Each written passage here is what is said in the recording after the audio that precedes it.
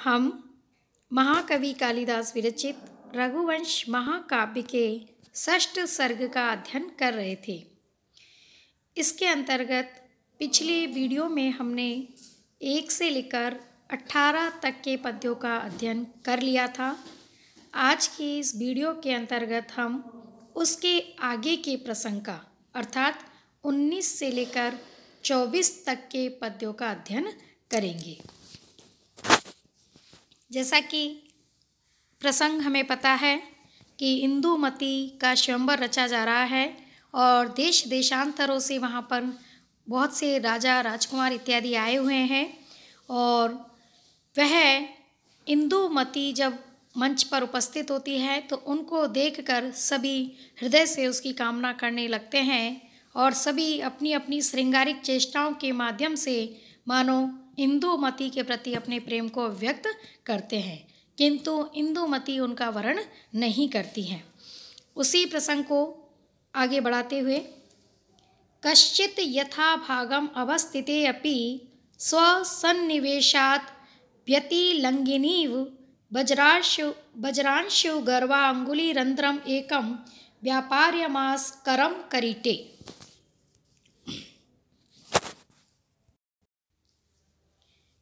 एक राजा इंदुमती के प्रति अपनी श्रृंगारिक चेष्टाओं को किस रूप में व्यक्त कर रहा है उसका बड़ा सुंदर वर्णन यहाँ कवि कालिदास ने किया है। कश्चित कोई दूसरा राजा यथाभागम ठीक स्थान पर अवस्थिते अपि अवस्थित होने पर भी स्वसन्निवेशात् अपनी जगह से व्यतिलंघिनी इव चंचल हुए के समान किरीटे अपने मुकुट पर वज्रांशु गर्वांगुलिरन्ध्रम किरीट में जड़ित हीरो की किरणों से प्रकाशमान अंगुली वाले एकम करम एक हाथ को व्यापार्यमास एक हाथ से अपने मुकुट को घुमा रहा था। अर्थात एक राजा अपने स्थान से ठीक तरह से विद्यमान भी अपने मुकुट को बार बार एक हाथ से ठीक कर रहा था और ठीक करते समय उसका हाथ किरीट में जो हीरे मणि जड़े हुए थे उनकी किरणों से शोभायमान हो रहे थे और इस प्रकार मुकुट पर हाथ लगाकर वह राजा यह मानो संकेत देने का प्रयास कर रहा था कि इसी प्रकार मुकुट के भांति ही मैं तुम्हें अपने सिर पर विराजमान रखूँगा। किंतु इंदुमती उस प्रतिक्रिया को अपशकुन के रूप में समझकर उस राजा का भी वर्ण नहीं करती है। इसके बाद एक दासी हैं सुनंदा, जो कि इंदुमती का वहाँ उपस्थित जो राजागण हैं उनका परिचय देती है इंदुमती को। और अब वह सुनंदा इंदुमती को मगध देश के राजा के विषय में बतलाते हुए कहती हैं, ततो नृपाणाम श्रुतवृतवंशा पुंसवत प्रगल्वा प्रतिहार रक्षी प्राक सन्निकर्ष मगधेश्वरस्य नीत्वा कुमारीम अवदत सुनंदा। ततः तत्पश्चात अर्थात इस प्रकार एक राजा के द्वारा अपने मुकुट को हाथ से संभालने के बाद फिर नृपाणाम राजाओं के श्रुतवृतवंशा वंशगत वृतांत की जानकार प्रगल्भा अत्यंत वाक्पटु प्रतिहार रक्षी अर्थात द्वारपालिका सुनंदा प्राक सर्वप्रथम राजकुमारी इंदुमती को मगधेश्वरेन मगध देश के राजा के सन्निकर्षम समीप नीतवा उपस्थित करके पुंबत पुरुष के समान निर्भीक होकर अवदत बोलने लगी। अर्थात इसके पश्चात राजाओं के चरित्र एवं वंश को जो जानने वाली सुनंदा है, वह इंदुमती को राजा मगध नरेश के समीप ले गई और उनका परिचय उसके इंदुमती को देने लगी।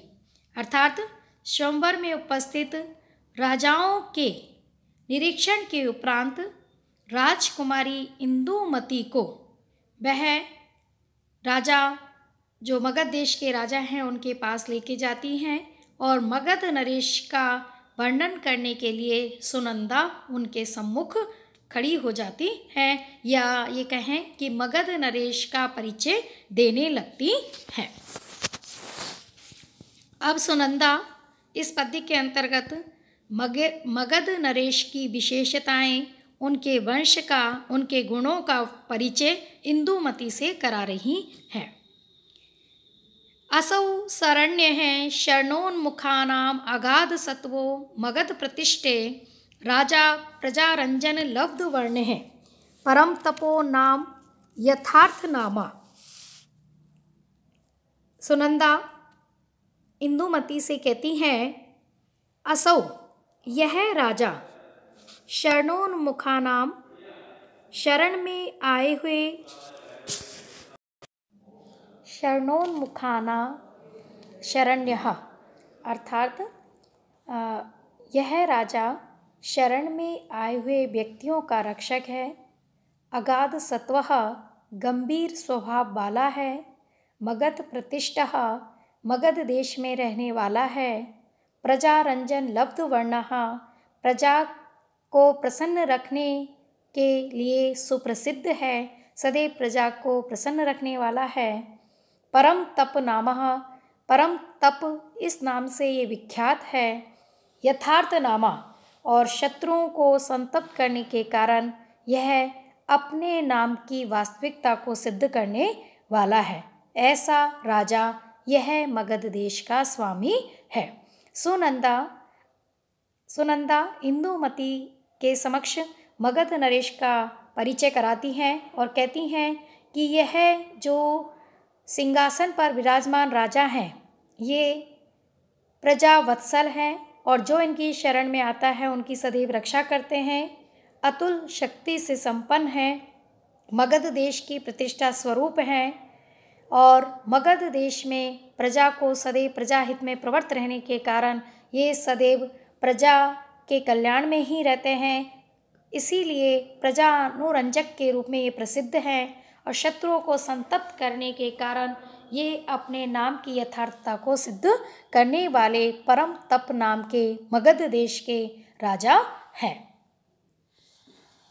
इसके बाद मगध देश के राजा का ही परिचय कराती हुई सुनंदा कहती हैं, उनके गुणों की, उनकी विशेषता का वर्णन करते हुए कहती हैं, कामम नृपः सन्तु सहस्रशो अन्ये राजन्वतीम आहुर अनेन भूमिम नक्षत्र तारा ग्रह संकुलापि ज्योतिष्मती चंद्रमसेव रात्रिः। ग्रंथे अन्ये नृपः अन्य राजागण कामम यद्यपि पृथ्वी पर अन्य दूसरे भी सहस्रसो नृपः संतु बहुत से राजागण हैं, किंतु अनेन राजवंतीम आहु किंतु इसी से भूमिम यह पृथ्वी राजवंती कही जाती है। नक्षत्र तारा ग्रह संकुला अपि ज्योतिष्मती चंद्रमसेव रात्रि। जिस प्रकार रात्रि के समय असंख्य नक्षत्र तारा ग्रह संकुलापि हजारों तारा नक्षत्र और मंगल शुक्र गुरु इत्यादि ग्रह होते हैं, ज्योतिष्मती चंद्रमसेव फिर भी आकाश की शोभा केवल चंद्रमा से ही होती है। अर्थात कहने का भाव यह है कि जिस प्रकार आकाश में बहुत से तारा नक्षत्र और ग्रह इत्यादि प्रकाशमान रहते हैं, किंतु बिना चंद्रमा के आकाश शोभायमान नहीं होता है, उसी प्रकार पृथ्वी पर यद्यपि बहुत से राजागण हैं, फिर भी इस राजा के, इस मगध नरेश के गुणों के कारण ही यह पृथ्वी राजवंती कहलाती है। यह पृथ्वी राजा से युक्त कही जाती है। क्रिया प्रबंध आद्यम अध्वराणाम अजस्रम आहुत सहस्रनेत्रः सच्यांश्चिरं पांडुं कपोललंबान मंदार शून्यान अलंकारश्चकार। मगध नरेश के ही गुणों का वर्णन किया जा रहा है। सुनंदा कहती हैं कि यह धर्म क्रिया में भी पारंगत है और नित्य यज्ञ करते हैं, जिसके की कारण इंद्र को यहाँ आना होता है और इंद्राणी इंद्र के वियोग में अलंकार विहीन जीवन यापन करती है। उसी का वर्णन किया गया है। अर्थात मगध नरेश के धार्मिक यज्ञ आदि क्रियाओं का वर्णन करते हुए सुनंदा इंदुमती से कहती हैं कि अयम, यह राजा या इस राजा परम तप ने अध्वराणाम यज्ञों की क्रिया प्रबंधात अनुष्ठान परंपरा से अजस्रम प्रतिदिन ही आहुत सहस्र नेत्र है इंद्र को बुलाकर चिरकाल तक सच्चा इंद्राणी के अलकान कुटिल केशों को, केशपाश को, पांडु कपोल लंबान वृह से सफ़ेद कपोलों पर बिखरे हुए तथा मंदार सुन्यान मंदार पुष्पों से के आभूषण से रहित चकार बना दिया। अर्थात यह राजा प्रतिदिन यज्ञ करता था, जिससे कि प्रतिदिन यह राजा यज्ञ करता है, जिससे इंद्र को यहाँ उपस्थित होना पड़ता है। और उधर इंद्राणी शास्त्रों की आज्ञा के अनुसार पति के विदेश चले जाने पर श्रृंगार क्रियाएं छोड़ बैठी है। परिणाम स्वरूप उसके केश वृह के कारण उसके उज्ज्वल मुख पर बिखर गए हैं तथा मंदार पुष्पों के अलंकार से भी विहीन रहते हैं। सुनंदा मगध नरेश परम तप के साथ विवाह के प्रस्ताव के विषय में देवी से कहते हुए इंदुमती से कहती हैं, अनेन चेत इच्छसि गृहमान पाणिं वरेण्येन कुरु प्रवेशे प्रासाद वातायन संस्थितानां नेत्रोत्सवम पुष्प पुरांगनानाम। अर्थात वरण किए जाने योग्य, वरण्येन वरण किए जाने योग्य, अनेन इस परम तप को, गृहमानम तुम ग्रहण के योग्य, पाणिम हाथ को, इच्छसि चेत यदि सौंपना चाहती हो तो बताओ, और प्रवेशे प्रवेश काल में, प्रासाद वातायन संश्रिता नाम अर्थात नगर में प्रवेश करने के समय, संस्कार के समय राज भवन के झरोखों में स्थित पुष्प पुरांगना नाम पाटलिपुत्र नगर की स्त्रियों के नेत्रोत्सवम नेत्रों को आनंदित करो। अर्थात सुनंदा इंदुमती से कहती हैं कि यदि तुम वरण किए जाने योग्य इस राजा परम तप का वरण करना चाहती हो तो इसे स्वीकार करो और इस सुसंस्कार के समय राजभवन के झरोकों में स्थित जो अपने नगर की जो सुंदरियां हैं, पुष्प नगर की जो सुंदरियां हैं, वह भी उनके नेत्र भी इस प्रकार के दृश्य को देखकर आनंद युक्त हो जाएंगे, भाव विभोर हो जाएंगे।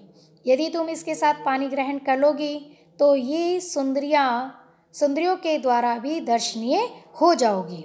अर्थात यदि तुम इस राजा का वरण करना चाहती हो, इसे सहर्ष स्वीकार करना चाहती हो तो तुम इसका वरण कर सकती हो, और इस प्रकार इस राजा का वरण करके तुम यहाँ की जो स्त्रियाँ जो कि झरोखे में बैठ करके तुम्हारे विवाह की प्रतीक्षा कर रही हैं, तुम्हारे स्वयंवर को निहार रही हैं, वह भी आनंदित हो जाएंगी और इस दृश्य को वह प्रेम से युक्त होकर देखेंगी और तुम पर पुष्प वृष्टि करेंगी। आज का वीडियो यहीं पर समाप्त करते हैं। धन्यवाद।